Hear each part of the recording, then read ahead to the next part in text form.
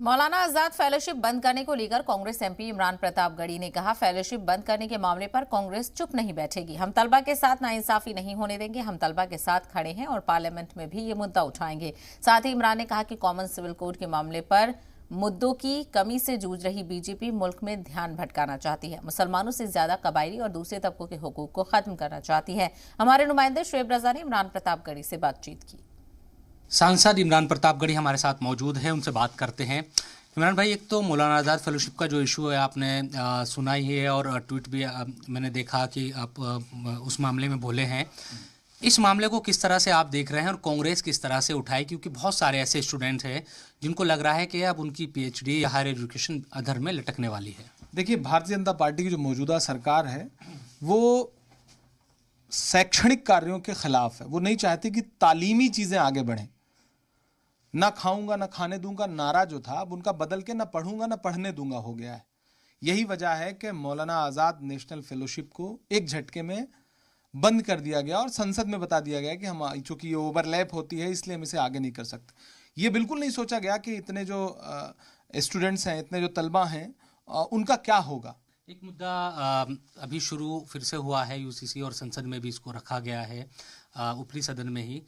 क्या लगता है, अब क्योंकि अलग अलग स्टेट में देख रहे थे कि बीजेपी कह रही थी कि वो ला रहे हैं यूनिफॉर्म सिविल कोड, अब संसद में ले आया गया है, क्या लगता है क्या होने वाला है? देखिए, प्राइवेट मेंबर बिल लाया गया है और भारतीय जनता पार्टी का मकसद है कि देश में एक नफरत की और बहस खड़ी हो, क्योंकि भारतीय जनता पार्टी के पास मुद्दे खत्म हो गए।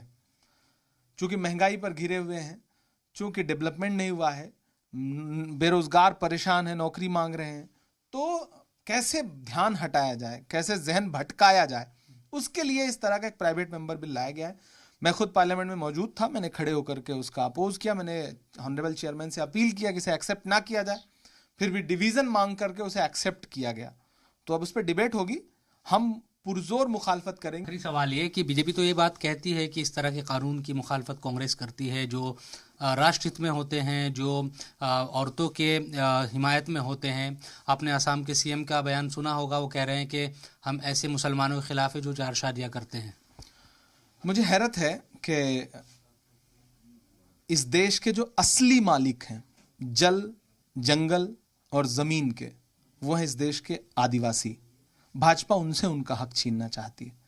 मुसलमान तो बीच में घुसाया जाता है ताकि असली चीज से ध्यान हटाया जा सके। भाजपा उनका हक छीनना चाहती है। इस देश में पर्सनल लॉ सिर्फ मुसलमानों के थोड़ी हैं, तो सिर्फ मुसलमान निशाने पे क्यों है?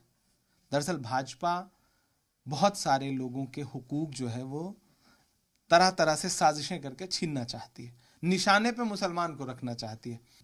तो ये सवाल ही नहीं आता।